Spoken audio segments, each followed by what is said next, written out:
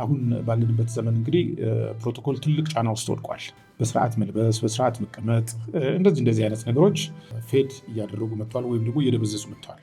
ፕሮቶኮል የሌለው ድርጅት ሀገር ቤተሰብ ራሱ ኪዮስ ነው የሚሆነው። እገሌ ጽኑ ነው ስትል አቋሙን አይቀይርም፣ እገሌ ግትር ነው ስትል አቋሙን አይቀይርም ነው። ጽኑ ስትል ግን አንተ ተናጋሪው ሰውዬ አቋም አለመቀየሩ ወደህለታል ማለት ነው። ግትር ነው ስትል ግን ዲስአፕሩቭ እያደረገው።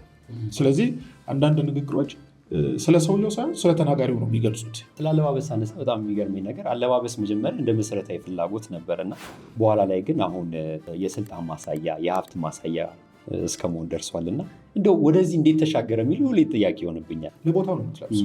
አንድ የወታደራዊ ተቋም መሪ ያንን ሁሉ ኒሻን አድርጎ ኬፕ አድርጎ ምናምን እንደዛ አይተኛም። ቤቱ ሲገባ እኮ እንደማናችንም ፒጃማ ያደርጋል ምናምን ነገር ያደርጋል።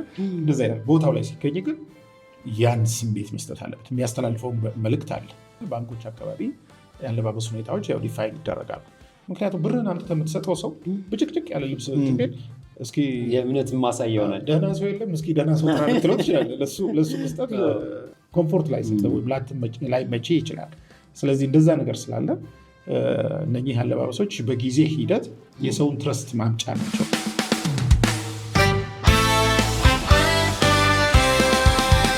የፕሮቶኮል ጉዳይ